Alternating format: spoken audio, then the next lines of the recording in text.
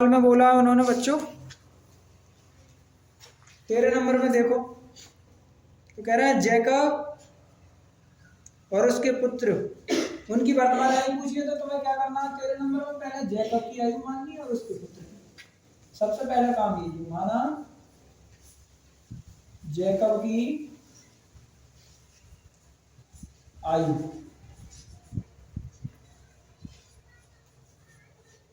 Jacob की आयु बराबर, जैकब की आयु बराबर एक्स मान ली। कितनी मान ली? एक्स। अच्छा ये भी है उसने पुत्र की आयु की 3 गुनी बताई है। कैसी बताई है? 3 गुनी। तो सबसे पहले क्या करो कि पुत्र की आयु मानो लीजिए। पुत्र की इसकी मानो 3x। कितनी मानो? 3x। जैकब की आयु, पुत्र की आयु कितनी हो जाएगी फिर बताओ? x। अब तुम ये कहोगे क्या अभी तक x y मान रहे थे, अब दोनों में x में ही समेट लिया, ऐसा क्यों? जब उसने बोला हो ना कि गुनी, 3 गुनी 2 गुनी, तो हालांकि ये भी हो जाएगा उस तरीके से x और y मान करके, x और y मान करके ये भी सवाल हो जाएगा। लेकिन एक्चुअल बात ये है कि x और y मानने से ना सवाल थोड़ा सा बड़ा हो जाएगा। कैसा हो जाएगा? और फिर तुम्हारे लिए एक झंझट और भी पड़ जाएगा कि इसका अनुपात बन गया है जैसे 3 गुनी, तो बाद में फिर 3 से बड़ा करनी पड़ेगी y में भी। तो इतनी बात सोच के पहली शर्त को यहाँ मान के कहीं भी तुम अप्लाई कर सकते हो कि पुत्र की आयु 1 मान लो तो पिता की 3 गुनी मानी जाएगी। और यहाँ पुत्र की आयु हमने x मान ली तो पिता की गुनी कितनी कर दी? 3x। अगर तुमने ऐसा करा कि पिता की x मान ली और पुत्र की y मान ली, तो फिर तुम्हें लिखना पड़ेगा पहली शर्त के अनुसार x बराबर 3y। कितना लिखना पड़ेगा? x बराबर, फिर भी वही बात रहेगी, फिर वो एक समीकरण नंबर 1 बन जाएगी या वहां से x का मान निकलेगा। या चलो वैसे ही देख लो, कोई बात नहीं, ये वाला नहीं, x y करके देख लो। तुमने x y से समझे, वैसे समझ सकते। जैसे इसकी आयु मान ली हमने x और इसकी मान ली y। तब पहली शर्त देखो, फर्स्ट केस देखो, तो फर्स्ट केस में क्या कहा उसने?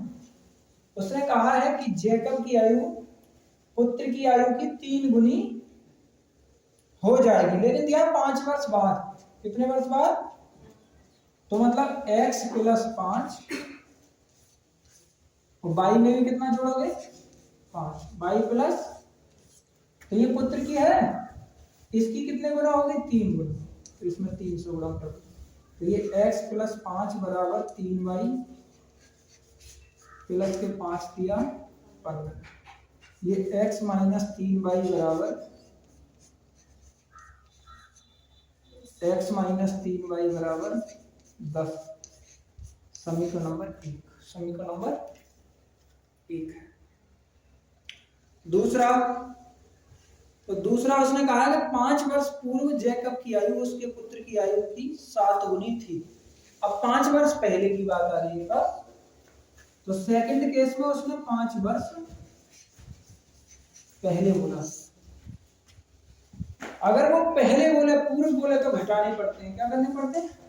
तो तुम कहोगे x माइनस 5 बराबर y माइनस 5। तो पुत्र की कितने गुनी थी? 7 गुनी, तो इसे 7 से गुणा कर दो, यही हो जाएगा x माइनस 5 बराबर 7y माइनस 7 पंजे 35। ये 7y इधर ले आओ, माइनस 7y बराबर ये 5 उधर ले जाओ, तो कितने बचेंगे? माइनस के 35 और प्लस के 5।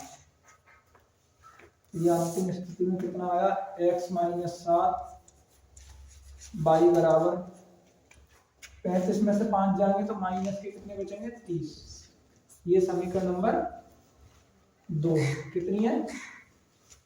2। अब समीकरण नंबर 1 में और 2 में क्या चीज समान है बताओ? x।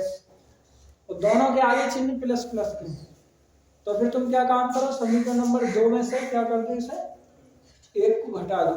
समीकरण नंबर 2 माइनस 1 करने पर यहाँ पर करोगे x माइनस, पहले समीकरण 2 लिखोगे बराबर माइनस का 30 बटे में x माइनस का 3x 3y बराबर माइनस का वो प्लस का 10।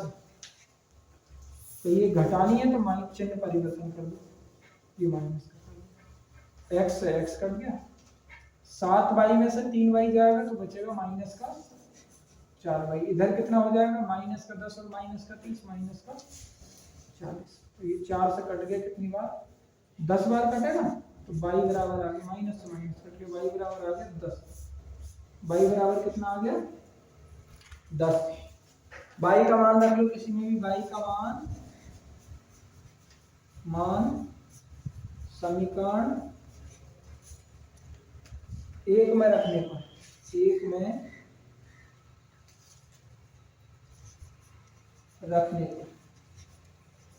रखने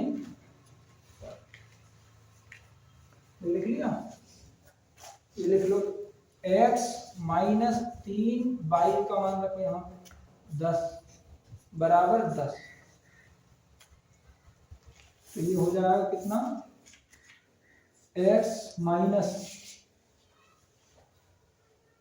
ये कितना हो जाएगा 3 9 30 बराबर 10। ये x बराबर 10 प्लस 30, x बराबर 40, ये x का मान। ठीक है नहीं छापो, यही हो गया सवाल।